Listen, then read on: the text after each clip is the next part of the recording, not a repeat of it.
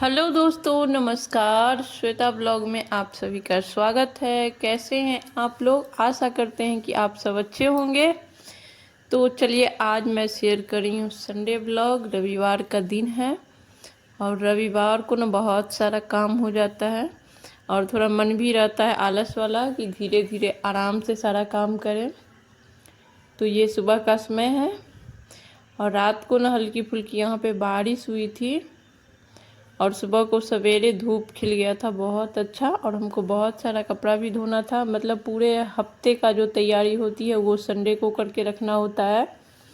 और ख़ास करके जो भी महिला ड्यूटी करती है उनको तो संडे को बिल्कुल भी टाइम नहीं मिलता है। तो यहाँ पे और संडे को मैं ना थोड़ा आराम आराम से ही करती हूँ, क्योंकि हर दिन तो जल्दी जल्दी लगी रहती है। तो यहाँ पे सुबह का टाइम है, जो झाड़ू वाला काम होता है वो हम कर लिए हैं, झाड़ू लगा लिए हैं और दहलीज को जो धो लिए हैं। और उसके बाद मैं बनाई हूँ चाय, और चाय बना करके थोड़ा सा आराम से चाय पियेंगे और न्यूज़ देखेंगे। मुझे ना न्यूज़ देखना बहुत अच्छा लगता है, लेकिन इतना ज़्यादा टाइम ही नहीं मिल पाता है।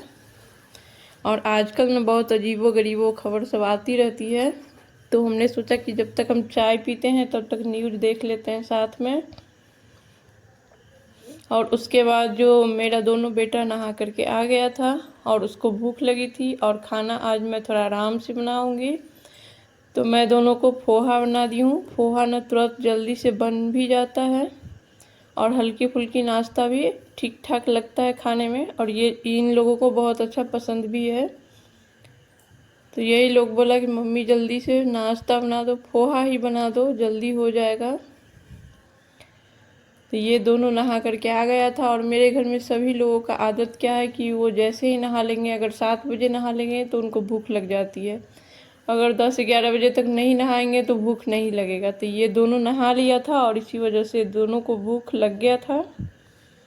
और हमने इसको ज़बरदस्ती नहवाया था कि सवेरे नहाओ, हमको कपड़ा धुलना है, इसीलिए। उसके बाद सारा कपड़ा को जो हम सर्फ में डुबक दिए हैं, ताकि जब तक हम पोछा लगाएंगे तब तक सारा कपड़ा अच्छे से उसमें मैल जो है फूल जाएगी। तो होता है क्या, धोने में भी आसानी होता है और मैल भी बहुत अच्छे से साफ भी हो जाता है। और पूरे हफ्ते का कपड़ा था तो बहुत सारा कपड़ा था। वैसे हम बीच बीच में धो लेते हैं, लेकिन इस हफ्ता था क्या, कुछ ज़्यादा ही बिजी हो गए थे तो धो नहीं पा रहे थे। मेरा भी सारा साड़ी रखा ही हुआ था, सुबह जल्दी जाना रहता था, इसकी वजह से सारा रखा ही रह गया। तो यहाँ पे लगा लेंगे पोछा। और पोछा मेरा डेली नहीं रहता है, एक दिन बाद करके रहता है। ज़्यादातर मैं बुधवार को लगाती हूँ, शुक्रवार को लगाती हूँ और फिर रविवार को लगाती हूँ। ये मेरा 3 दिन जो है ना नियम से रहता है। बीच में कोई भी तीज त्योहार पड़ता है तो उसमें लग जाती है, क्योंकि सुबह में टाइम का अभाव रहता है, इसीलिए मैं डेली नहीं लगा पाती हूँ। जब जब मुझे टाइम मिल जाता है तब तब लगा लेते हैं। और पूजा रूम का जो पोछा है वो मैं डेली लगाती हूँ, और वो हाथ से लगाती हूँ कपड़े से। उसका जो पोछे वाला कपड़ा है वो अलग है, और हम उससे पूजा रूम में पोछा लगाते हैं, और वो डेली रहता है। पूजा रूम और किचन, किचन में भी डेली लगाना चाहिए, और सारा रूम में आप लगाएं या ना लगाएं। और उसके बाद बैठ गए थे कपड़ा धोने, और कपड़ा धोने में तो हमको 2-3 घंटा लग गया था, बहुत ज़्यादा कपड़ा था। और सारे कपड़ों को धुल करके छत पे पसारेंगे, और फिर सारा को जो फोल्ड करके ना पूरे हफ्ते के लिए रखना भी होता है, तो सभी को हम धोएंगे। और बच्चे का ड्रेस भी हो जाता है। संडे के दिन जो सबसे इम्पोर्टेंट काम हो जाता है ये कपड़ा धोना। पूरे हफ्ते के लिए गेहूँ फटक करके चून करके पिसवाना, चावल को फटक करके रखना, क्योंकि हम लोग जो गांव में खेत में उगता है चावल गेहूँ उसका यूज करते हैं, तो उसको अच्छे से साफ करके रखना होता है। और गेहूं को भी पिसवाना होता है, पिसा करके आटा यूज करते हैं। तो ये सारा काम जो होता है ना वो संडे को ही होता है, क्योंकि सुबह को जाना फिर लौट करके आने के बाद थक जाते हैं, फिर कुछ काम करने का मन ही नहीं करते रहता इतना ज़्यादा। और संडे के दिन आराम से करते हैं। तो वो सारा काम भी मुझे आज ही ख़त्म करना है और सारा कपड़ा भी आज ही धुलना है। तो सारा धुल गया है, छत पे सारे को फैला रहे हैं और धूप इतना कड़ा है कि हमको लगता है 1 घंटा में सारा सूख जाएगा। रात में बहुत हल्की बारिश हुई थी और थोड़ा सा आंधी भी आया था, लेकिन सुबह में रात में जितनी बारिश नहीं हुई उससे ज़्यादा सुबह में जो है ना धूप निकल गई और बहुत ज़्यादा ही गर्मी लगता है इधर। अभी ही मार्च में ही बहुत ज़्यादा गर्मी है। अब देखिए आगे क्या होता है। सभी कहते हैं कि इस साल बहुत ज़्यादा ही गर्मी होगा और जिस तरीके से अभी कंडीशन है लगता भी है कि जब मार्च में ये हाल है तो मई जून में क्या होगा। बहुत ज़्यादा ही धूप निकल रहा है। तो सभी कपड़ा को हम फैला देंगे और थोड़ी देर में ही उतार लेंगे, क्योंकि बहुत ज़्यादा धूप होने के कारण डिस्कलर भी हो जाता है। और हवा तो यहाँ पे इतनी चलती है और चारों साइड जो है ना खुला हुआ है। थोड़ी देर ही कपड़ा रखिएगा सारा गिर जाता है, इधर उधर उड़ जाता है। मतलब एक कपड़ा में 2-3 चिमटा जो होता है कपड़ा सुखाने वाला वो लगाना पड़ता है, नहीं तो एक भी कपड़ा सही से रहेगा ही नहीं। ज़रा सा भी हवा आता है तो छत पे चारों साइड खुला है, घर ज़्यादा है नहीं, वो उड़ करके नीचे चला जाता है। उसके बाद हम चले गए थे नहाने और यहाँ पे नहा धो करके आ गए हैं और हो रही है डेली पूजा, जो डेली घर के मंदिर में होता है। सूर्य भगवान को हम जल दे दिए थे और रविवार को तुलसी माता को जल नहीं दिया जाता है। वैसे आप धूप बत्ती दिखा सकते हैं लेकिन जल नहीं चढ़ाया जाता है। तो हम सूर्य भगवान को जल दे दिए थे और उसके बाद जो देव वृक्ष है मेरे आंगन में उन सभी को भी जल दे दिए थे और हो रहा है मंदिर में पूजा, डेली पूजा। और केला का भोग हमने लगाया है और आरती कर रही हूँ। और वहीं खड़ा होकर के हम 3 बार परिक्रमा कर लेते हैं उसी आसन पे खड़ा होकर के। और इस तरीके से जो है ना मेरा डेली का पूजा रहता है। और फिर इसी आरती से सभी भगवान को आरती देंगे और फिर पूरे घर में जो है ना आरती को घुमाएंगे, घुमाया जाता है, ये अच्छा माना जाता है। और घंटी का बजाते हुए तो हम सभी रूम में घुमा लेंगे आरती और फिर दिखा देंगे सूर्य भगवान को, तुलसी माता को। केला पेड़ है तो वहाँ भी दिखा देंगे और सभी रूम में घुमा देंगे। और उसके बाद जल से थोड़ा सा उसको उस रंग देंगे। दीपक को ठंडा किया जाता है जल से घुमा करके।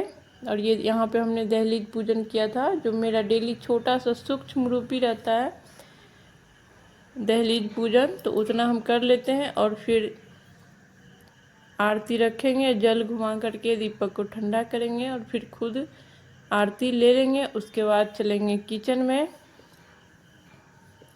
क्योंकि खाना बनाना अभी बाकी है। तो पूजा कर लेंगे और उसके बाद किचन में चलते हैं। देखिए फाइनली यहाँ पे पूजा हो चुका है मेरा। चलिए मेरे साथ किचन में देखते हैं कि क्या बनता है। तो आज बड़ी आराम से बनेंगे करेले। तो आज बन रहा है करेले का भरता। हमने कल ही करेला ख़रीद करके लाया था, क्योंकि भरता बनाने में ना थोड़ा सा टाइम लगता है और सोचा कि संडे को मैं फ्री रहूँगी तो बना लूँगी, इसीलिए तो सारा करेले को जो है कट कर लेंगे। बड़ा बड़ा सा था तो उसको बीच से हाफ हाफ कर लेंगे और बीच से थोड़ा सा चीरा लगाया जाता है, जिसमें हम बाद में मसाला भरते हैं, तो वो अभी ही करके रख दिया जाता है। और फिर इस सारा को कट करने के बाद अच्छे से पानी से 2-3 पानी से धो लेंगे, क्योंकि ये मार्केट से ख़रीद करके लाए हैं।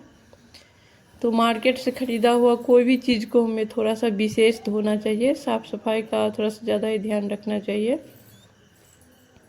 तो सारा करेला कट हो चुका था और यहाँ पे हम धो रहे हैं और धो करके थोड़ा सा पानी के साथ बॉयल होने के लिए रख देंगे, थोड़ा सा नमक हल्दी डाल करके। और जब तक बॉयल होगी तब तक हम एक साइड बना लेंगे कढ़ी, क्योंकि प्रत्येक संडे को, ज़्यादातर संडे को मेरे यहाँ जो है कढ़ी बनता है। सभी को बहुत ज़्यादा ही पसंद है कढ़ी और चावल, तो इसलिए हम एक साइड कढ़ी चढ़ाएंगे। जब तक कढ़ी उबलेगा तब तक इधर जो है करेला उबल जाएगा, और फिर हम करेला का जो मसाला होता है वो बनाएंगे, फिर इसको फ्राई करेंगे। इसमें टाइम थोड़ा ज़्यादा लगता है लेकिन खाने में बहुत ही ज़्यादा टेस्टी होता है, और करेला तो हेल्दी भी होता है। तो हो गया था, कढ़ी मेरा बन चुका था, उधर बन रहा है चावल, और यहाँ पे मैं प्याज को हल्का सा भून रही हूँ। थोड़ा सा लहसुन डाला है 8-10 कली, और थोड़ा सा 1 इंच का अदरक का टुकड़ा, और फिर इसमें हम 4 प्याज डाले हैं मीडियम साइज का, और ये टमाटर को मैं कट कर रही हूँ, जो भरता का मसाला होता है। और मैं ना कच्चे सारा को भून लेती हूँ और उसके बाद फिर से उसको हल्का सा भूनेंगे। ऐसे साबुत में भूनने से क्या होता है कि जल्दी हो जाता है, समय का बचत होता है और भुनाता भी अच्छे से है। तो मैं भुनने के बाद इसको ठंडा करके उसके बाद पीसते हैं। तो देखिए सारा टमाटर को जो है कट कर लेंगे, किसी भी शेप में कर सकते हैं क्योंकि इसको हमें पीसना है, तो इसमें कोई शेप का ध्यान नहीं रखना है। और 1 अचार हमने नींबू का डाला था, आप आमचूर पाउडर डाल सकते हैं, नींबू का रस डाल सकते हैं, आम का अचार डाल सकते हैं, तीनों में से जो भी उपलब्ध हो आप डाल सकते हैं। और इधर कढ़ी मेरा हो चुका है और ये मसाला भुना रहा है करेले का, और भून करके निकाल के रख देंगे ठंडा होने के लिए। और तब तक हम बनाएंगे खमहरुए का जो होता है पकौड़ा। खमरुआ हम घर से लेकर के आए थे, मेरे आंगन में, गांव में जो घर है उस आंगन में खमरुआ था, तो हम वहीं से लेके आए थे और रखा हुआ था, तो हम सोचे आज इसका पकौड़ा बना लेते हैं। जब तक कढ़ाई में वो पक रहा है तब तक हम सारे करेला में जो है मसाला भर देंगे, और उसके बाद जैसे पकौड़ा बन जाएगा तो इसको फ्राई करेंगे। तो आप सभी से एक रिक्वेस्ट है कि प्लीज़ चैनल को सब्सक्राइब कर दें, एक लाइक कर दें, मुझे कमेंट करके ज़रूर बताएं कि मेरा वीडियो आप लोग को कैसा लग रहा है। तो चलिए आगे वीडियो को कंटिन्यू करते हैं। तो यहाँ पे हो गया था, पकौड़ा जो है वो बन चुका था, और फिर मैं मसाला भर के रख ली थी करेले में। अब बारी बारी से उसको डालेंगे, फ्राई करेंगे, और इधर हम खाना भी लगाएंगे क्योंकि सबको भूख भी लग चुका है। और आज ना बहुत आराम से वीडियो इसलिए बन रहा है, मैं ज़्यादा से ज़्यादा चीज़ों आप लोग के साथ शेयर कर रही हूँ क्योंकि मेरे हस्बैंड घर पे नहीं है, उनको पता नहीं है कि मैं वीडियो बना रही हूँ, इसलिए जब वो रहते हैं तो मैं अच्छे से वीडियो नहीं बना पाती हूँ।